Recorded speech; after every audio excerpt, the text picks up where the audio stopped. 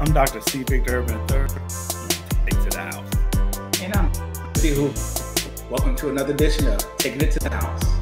I am Vic Urban Jr., fan, and I'm taking it to the house.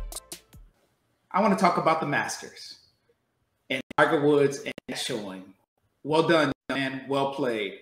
You made it to the third round and you were in it. You made the cut. When others who are healthier, who hadn't been through a car accident 14 months ago, who were in a hospital bed 14 months ago, who were not thinking about losing a leg 14 months ago, here you are competing. And so I salute you.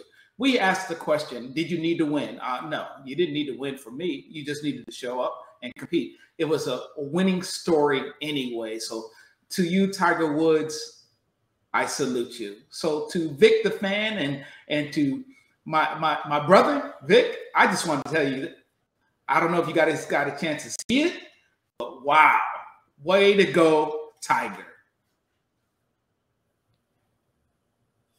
I just thought it was a tremendous effort. And I also thought that Tiger represented a little bit more than just an offer out there playing in this Masters tournament. As he struggled over that course, my mind couldn't help but go back to reflect back on how far we have come through this struggle historically. And as he struggled from hole to hole, day by day, it just gives me that thought that since 1896, when John Shippen, whose father was African-American, his mother was a Seneca Indian, he actually, in 1896, played in the second U.S. Open. He worked at 17 years old. He worked that course as a caddy, but he actually played. And when a number of the members found out they wanted to boycott, but the president said, you will not boycott, because they had not discovered what his race was. But upon them discovering the race, of course, they wanted to boycott, but that did not happen. But the point I'm trying to make is, as he struggled, I could see John Shippen struggling from 1896, and the struggle continues to 2022.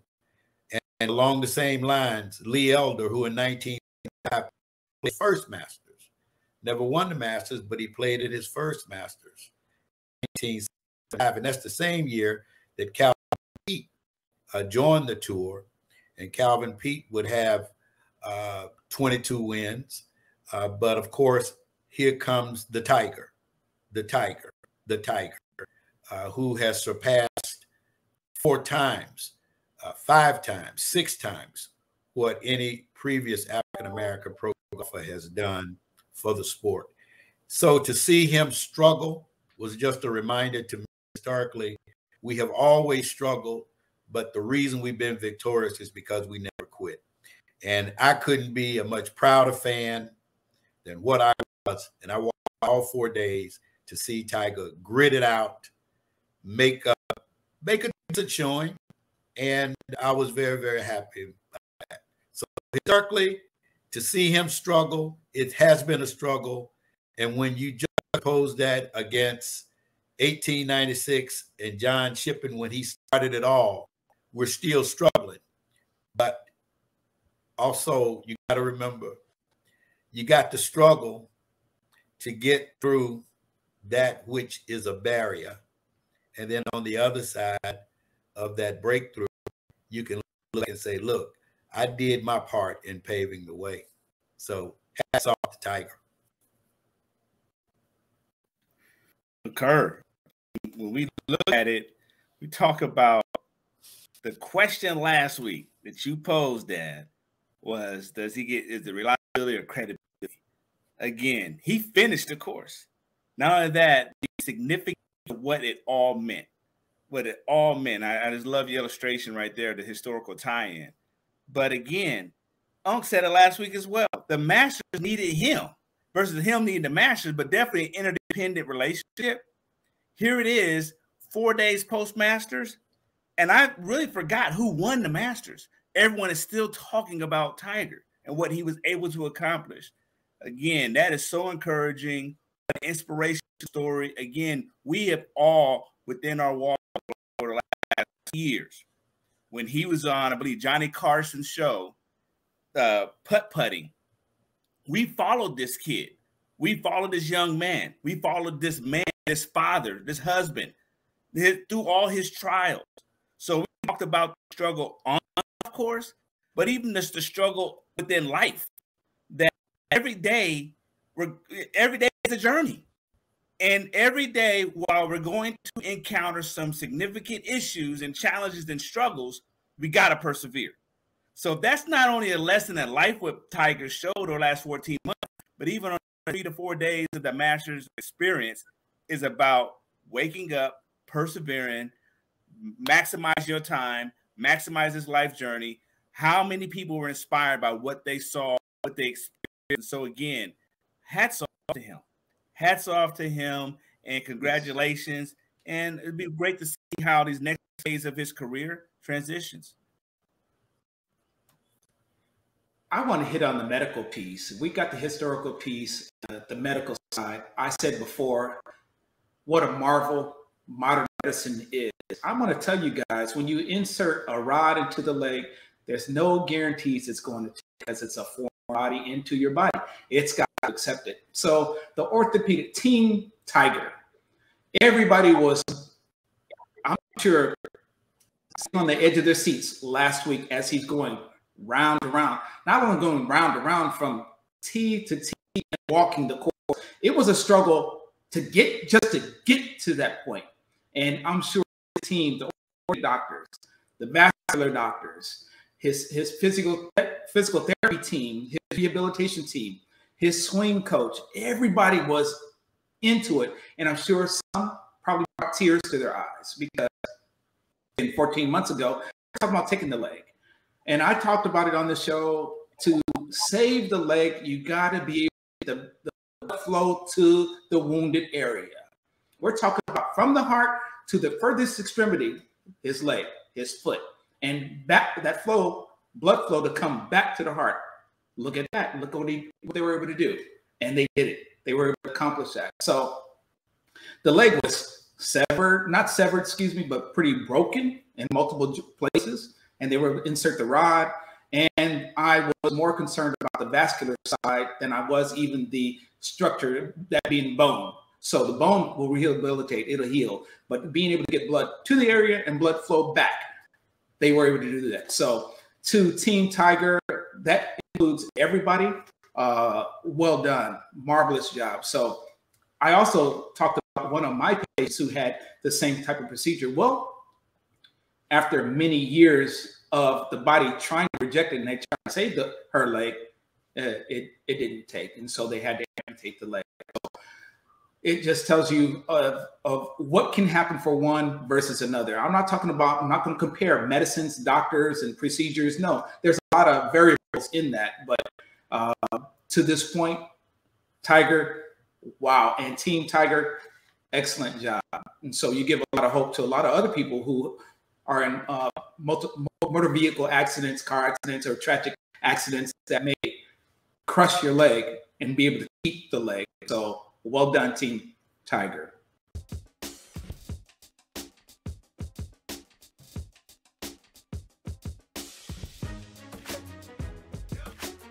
So what I like to do is to break those young kids down and say, look, we're not worried about the pros.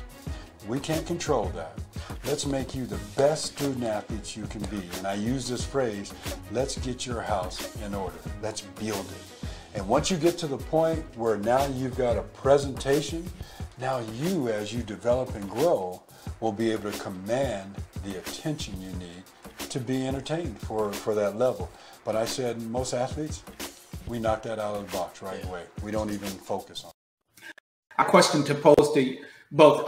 First with you, Vic, and then Vic the fan. So the word Masters tied to this PGA event. It's not even a PGA event, but a professional event. Do you guys have a problem calling it Masters? I'm going to leave it right there. Do you guys have a problem? Because there was some scuttlebutt years ago about changing the name or some pushback. It's not going to change its name. But the word Masters associated with a professional event that makes this much money, do you guys have a problem with that? And I'll start with you first, Vic. No, I don't. I can see why some may have an issue, but not understanding nor knowing, and I'll defer to Dad as far as historical context and why they called it that. But I look at it from a golf term. You know, this is the best of the best.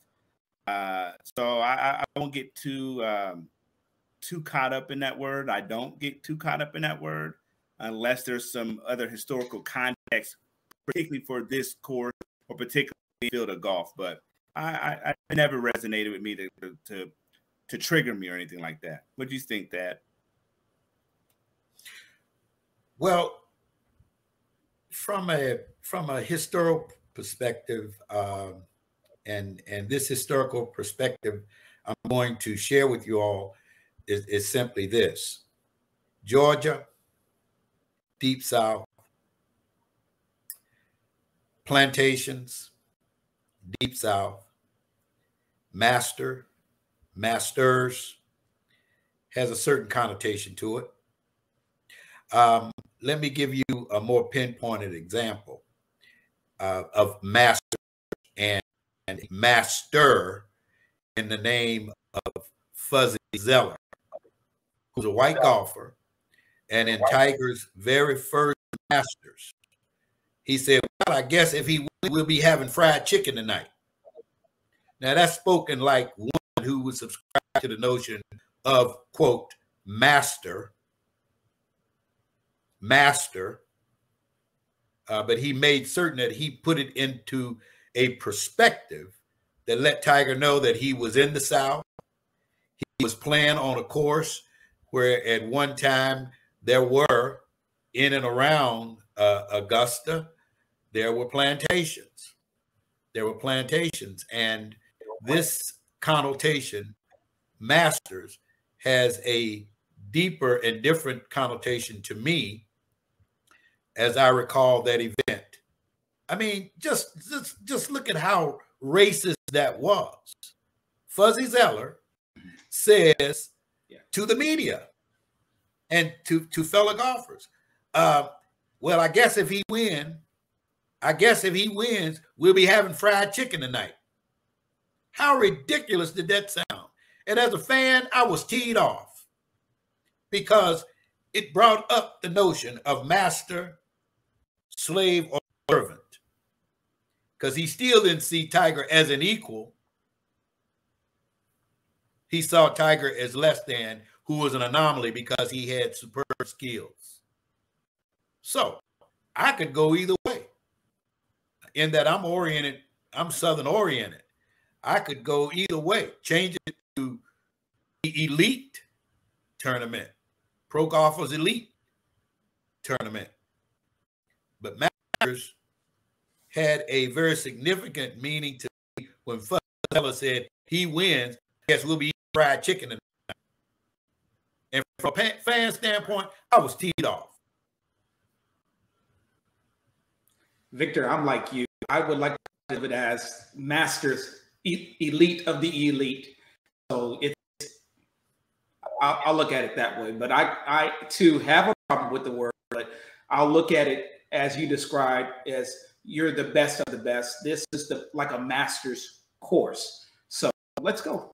Let's roll with it. I'm okay with that. And I appreciate both of you guys, your points of view on that. But I was wondering, because again, I've heard there's a public outcry in the past, not so much now. There's been a groundswell on the word masters used for significant events. So I just wanted to hear what y'all's take was. Guys, over the weekend, I know you heard about Dwayne Haskins, and so I just want to say to his mom, to his bride, his family, to the Ohio State Buckeye alumni and family, Pittsburgh Steelers.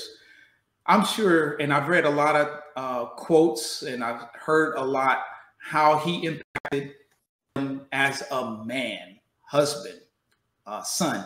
And so I would say, teammate, may you rest in peace, and you will be missed based on the kind words that have been said about you, and so premature. I don't know the events of your death other than crossing a busy highway. We would most think, don't do it, don't do it, don't do it. I don't know why you did it. And so I'm saddened nonetheless about your loss. And so to the Haskin family and those surrounding him that he impacted, I'll be praying for your peace. Yeah, I think look at it, your point on, we have a limited time to make an unlimited impact. And so based off of what I've understand as well, his time in the league, the teams he's been on, he's been extremely impactful. We do not know the time nor the hour.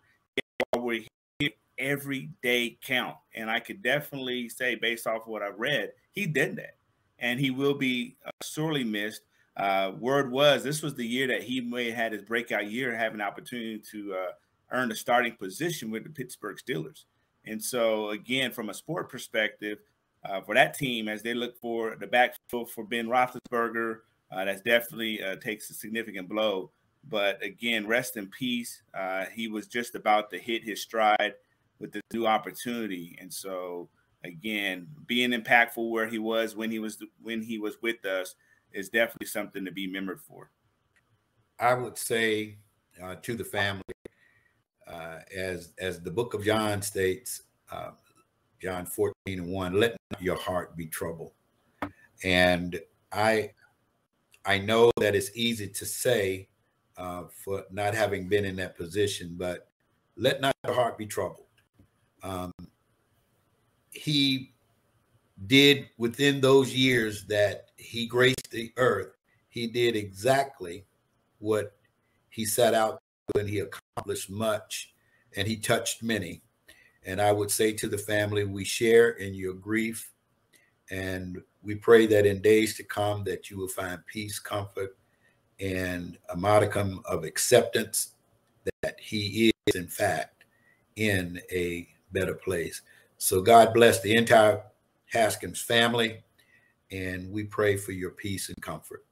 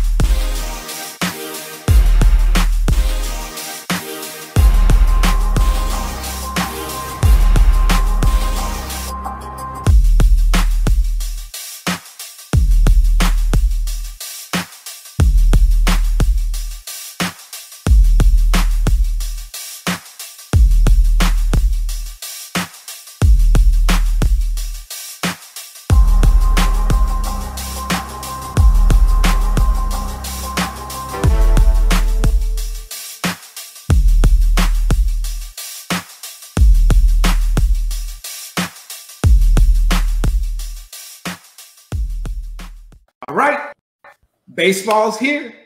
Man, oh man, oh man. Kershaw,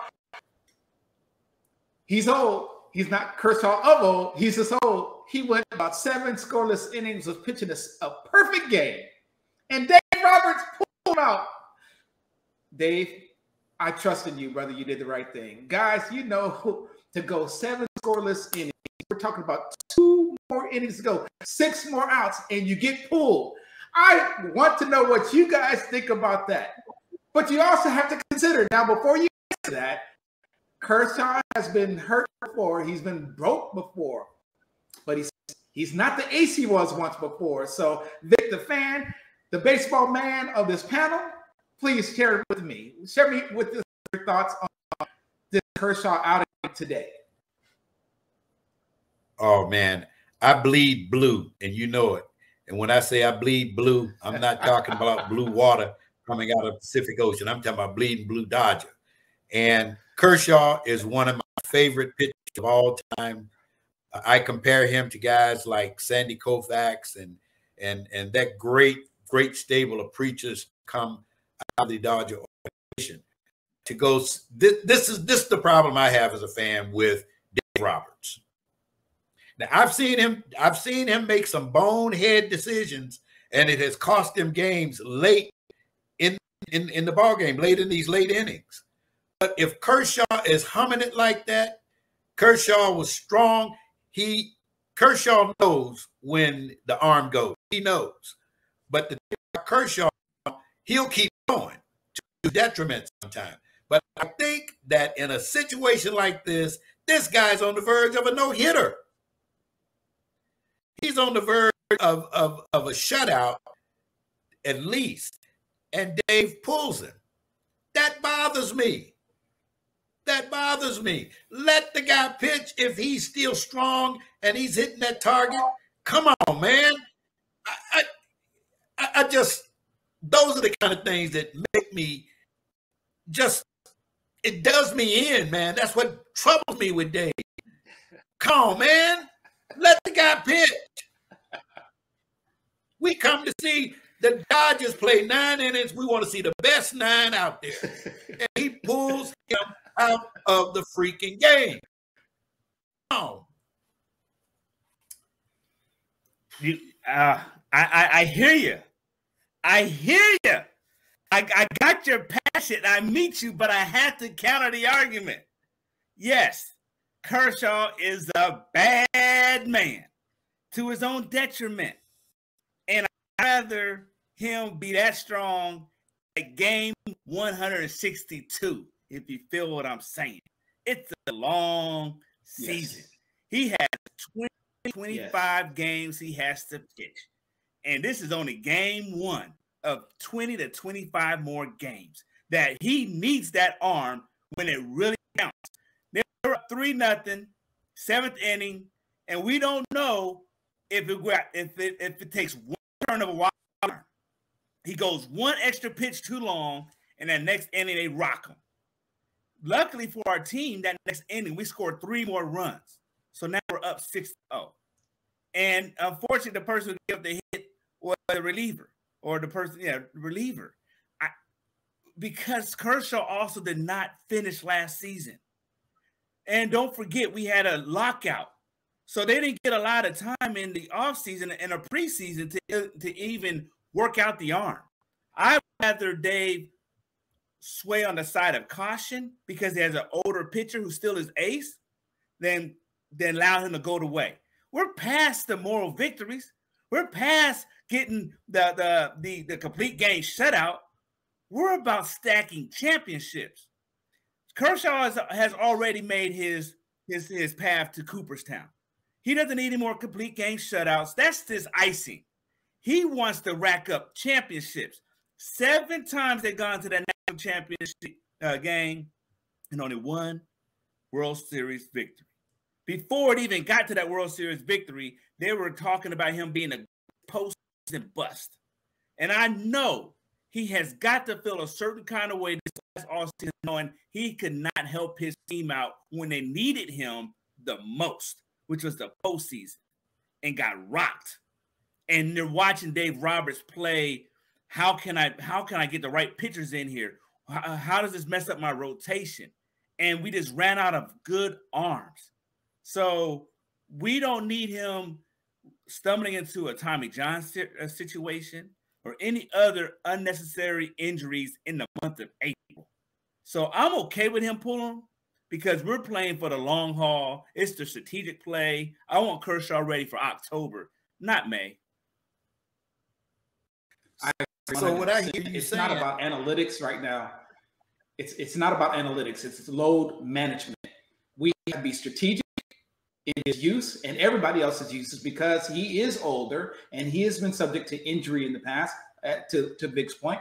We didn't finish last season with Kershaw. Would have been nice to have that veteran arm in the postseason. We already had Scherzer, who was his arm was getting tired and was failing us. And so the more arms, and it's going to take the arms in the postseason just as much, if not more, than the bats in the postseason. So no, I agree with Dave Roberts pulling him.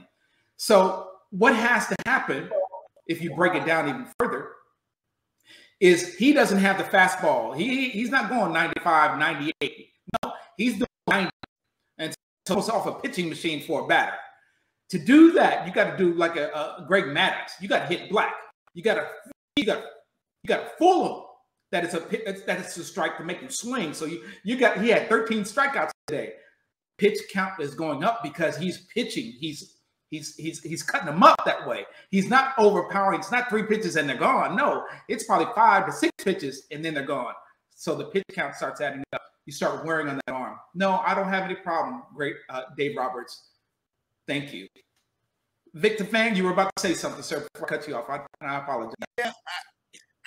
Yeah, what I hear you guys saying is that Dave Roberts shows good leadership. That's good leadership. That's good thinking. That's good strategic planning, and that's a great strategic move. But as a fan, I want to see him pitch. And I worry about game 162 when we get there. So you can't have it both ways. You can't have it both ways. Looking at that meeting, May, June.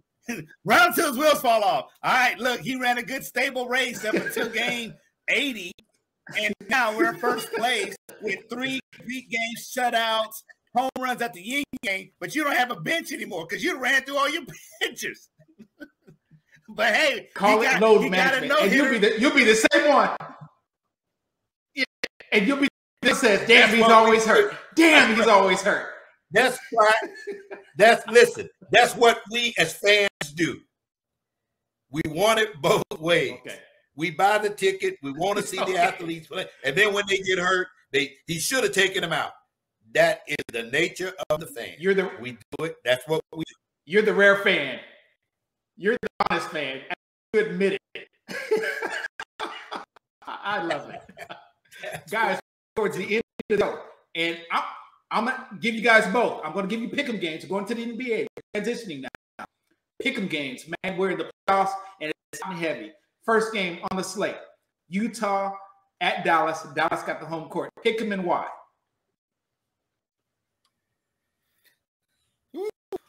Dallas. Luka. That's all I gotta say. Luka. Utah's in a tailspin. They may not have a head coach next because the head coach will be coaching the Lakers. So I Luka. Okay. Now you know Luka's hurt. Go with he's got a strained calf. I hurt Luka over a full roster of Utah because they have internal dynamics happening too. Okay. Really know. And I don't know what you guys take is on Rudy, but Rudy, now I have to go with Dallas. I love the way they play. I love the depth, and of course, I'd have to agree with Vic. Look, I cannot call it against him.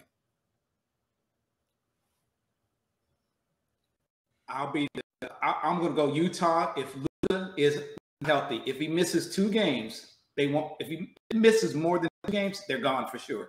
And he is their leader. They are so Luka centric that they don't operate very well without him. And I don't know that they can do very well without him, like I said. So I'm going to pick Utah if Luka is not healthy, and he won't be healthy. He'll take the offseason before he is healthy, in my opinion.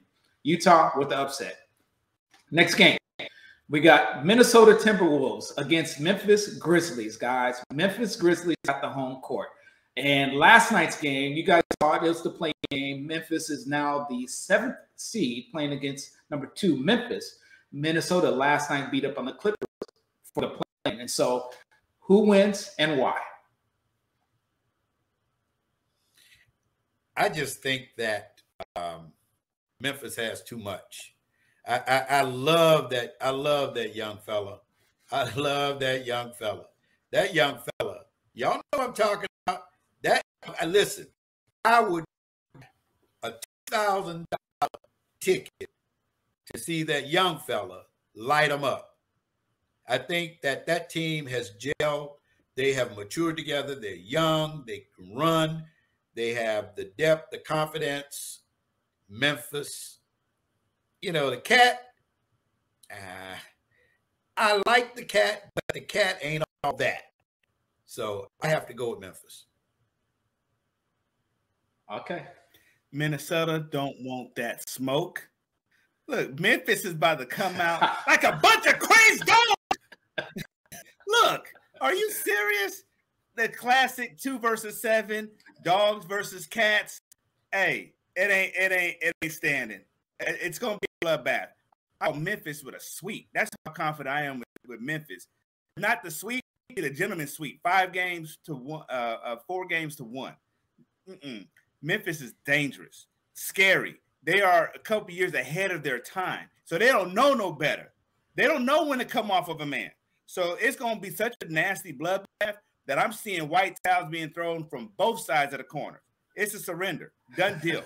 Not even a matchup. I agree. It's not going to be pretty. Grizzlies, more than 5. But I look for a sweep too. Patrick Beverly, he's a nuisance though, and he may get the Grizzlies out of character. As Grizzlies got the better coach, and I believe they got the better team. Grizzlies in 5 or less. The next game, we got Toronto going to Philadelphia. Pickett, what say you? Which Philly team shows up? the MVP led team, added James, who's supposed to be the piece that puzzle. This is the Philly team that has to round off of the Ben Simmons debacle.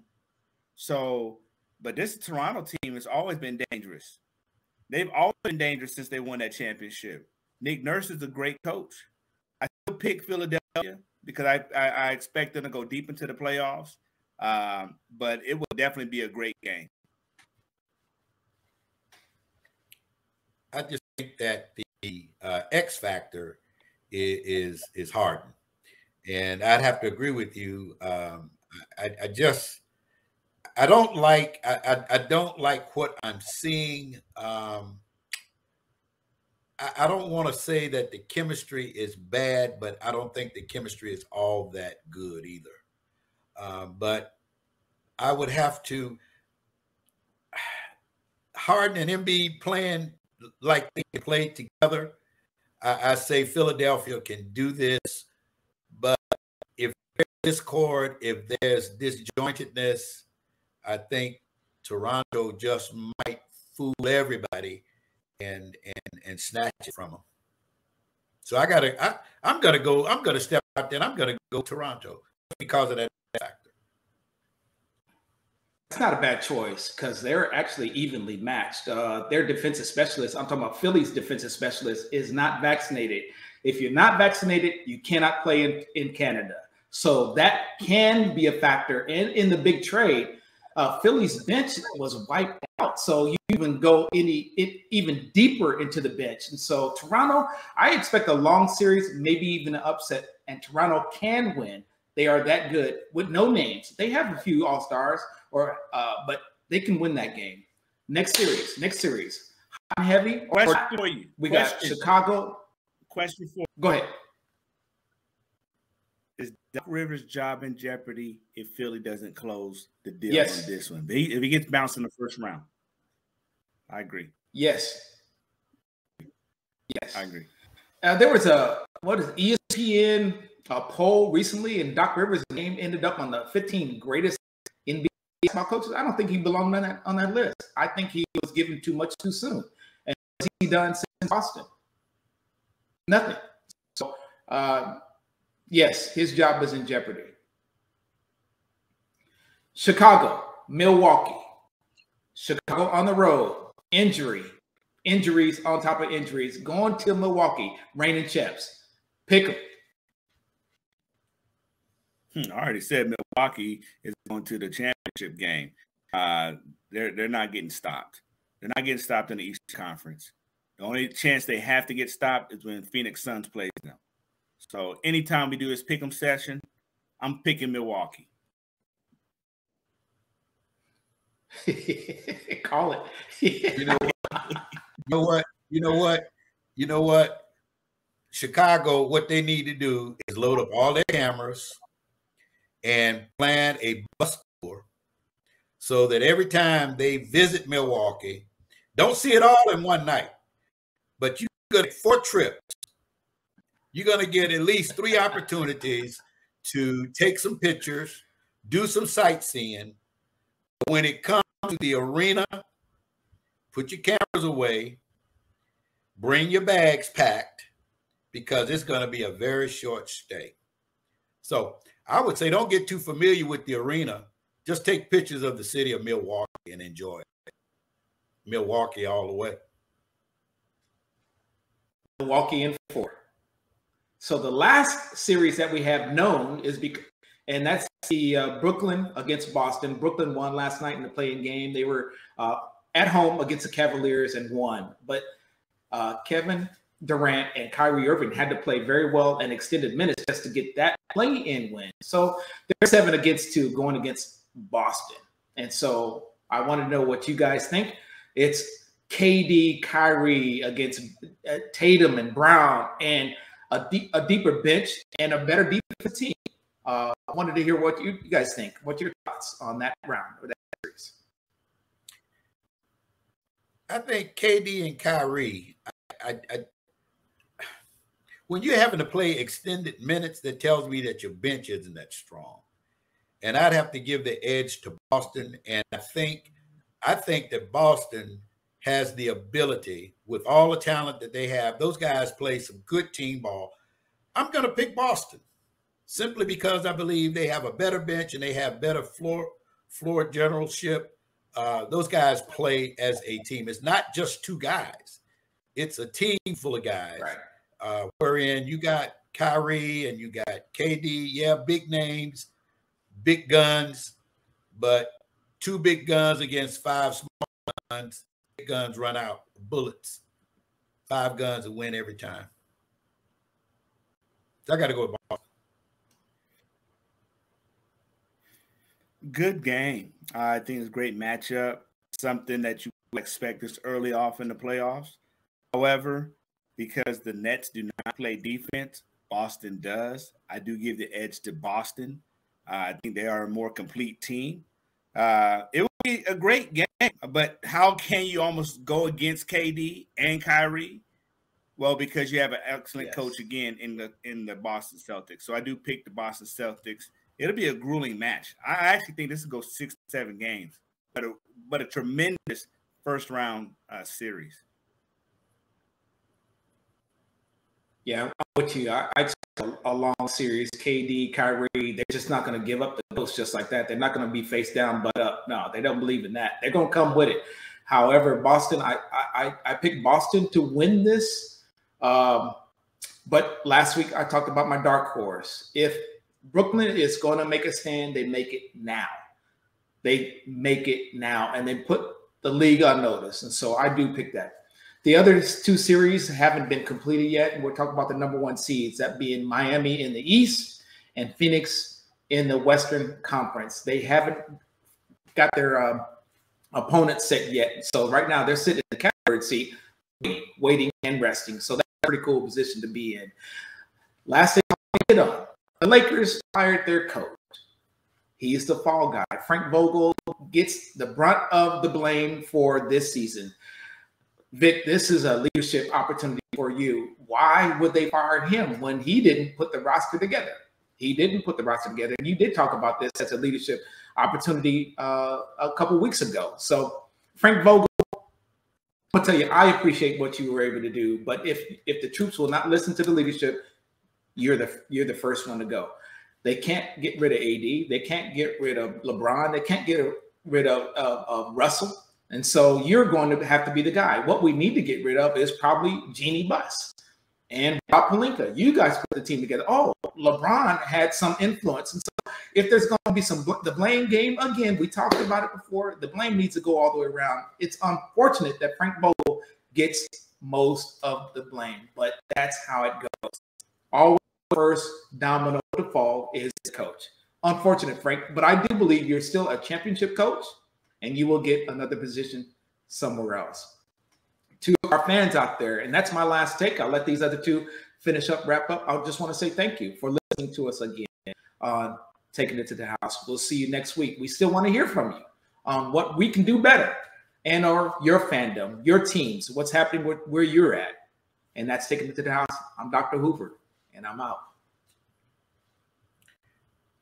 I just want to say that there's a lot going on, and from a fan standpoint, this is the time for everybody to get excited about sports at all levels. This is just a beautiful time of the year. The sun is out. The weather is good for the most part. Get out, buy some tickets, go out, support your favorite teams, and just enjoy being a great fan. And that's my piece. I'm Urban Jr., the fan. It's my piece for Taking It to the House. This is why we're here. Oh, yes. Finally, the time has come for NBA basketball playoffs, and it's fantastic. You remember that commercial? It's fantastic. This is that time. Again, I'm very excited about the way ahead with the next 6 to 8 weeks as we watch basketball until this pinnacle championship game in June. Who is going to be? I've already made my call. Milwaukee Bucks versus the Phoenix Suns. And yes, I'm going to say it again. WYNNBET win bet. I'm putting my odds down now. It's on. It's going to be a great championship run. And we talked about my Dodgers. Let's do this, baby. Continue. Dave, I trust you. Despite what the fans said today, you do what's best for this team. We want to compete in October, and we want to hoist a doggone championship trophy. So do what you got to do to protect this state of arms. Look, fans, I love you all. It's been great. We will see you next week. Hit us up on Twitter, Facebook, Instagram, all our outlets. I'll give our social content director, Theo Matthews. Keep handling it, brother. Keep handling it. Thank you very much for your proactiveness and your engagement with our fans out there. Keep it going. See you all next week. This is Dr. C. Victor Herbert III. Take it out, and I'm out.